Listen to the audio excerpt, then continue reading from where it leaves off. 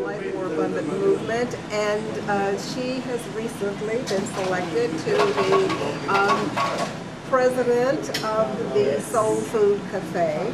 And I understood immediately why she was in charge, because she looked around and said, you know what, this rearranged, it doesn't look right for a restaurant. So I can understand and appreciate why she was selected.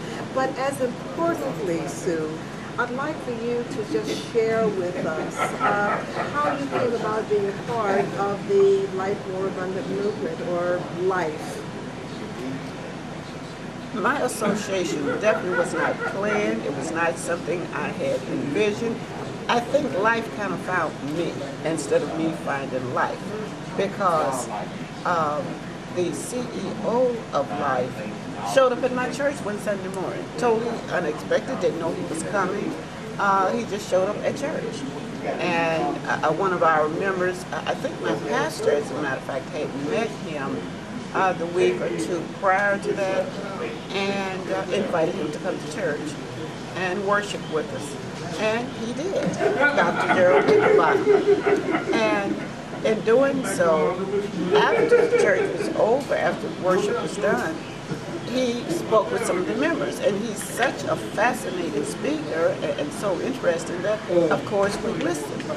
And some of the things he was talking about, especially putting up businesses and making a change in the community, immediately got my attention. And we talked about some of the things I had done, and one of the things I had done, and was very dear to me, was a flea market. At one time I had a very large resale shop. Really? Yes, I did. And people would say, well, he said, what did you sell? I said, anything that would not send me to jail. I cannot go to jail. I don't like the food. I love good food. So therefore, I could not sell anything that would send me to jail. But he seemed, someone that was very sincere about wanting to make a difference. And I just wanted to hear more about what he had to say.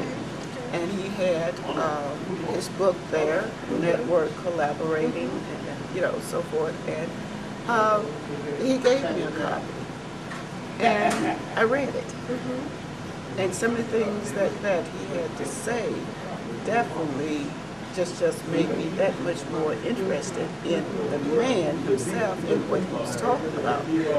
And also along with that, he was fairly new to the community. There was no base of operations, and he needed some place to meet and have information sessions, if you will, with the community groups or people from the community.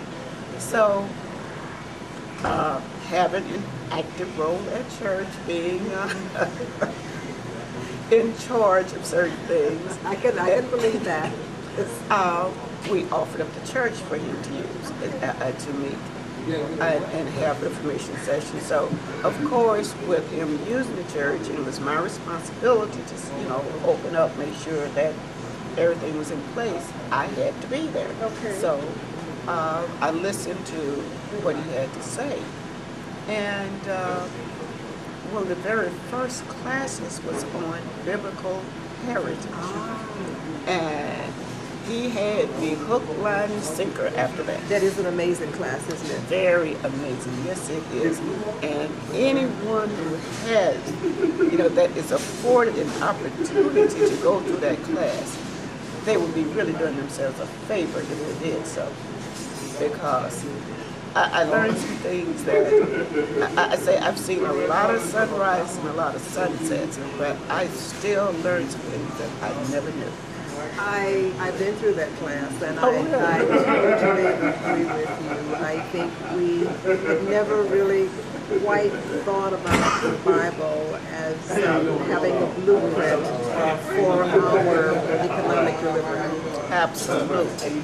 Everything you need to know is right there in the Bible, from how to live, how to treat people, principles. And I've always thought about it as I was taught the good book. It is indeed good. Now it's even better.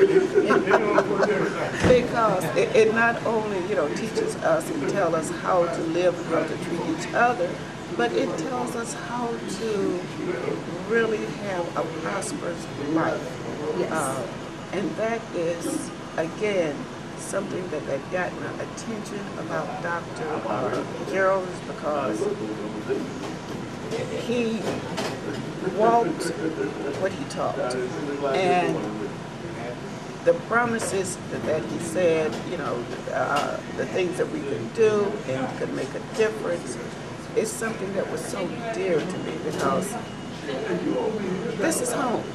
This is East St. Louis. East St. Louis is home. I love it. I went to school here. My family's here. And I've traveled. I tell people I have traveled to the 4 corners of the globe.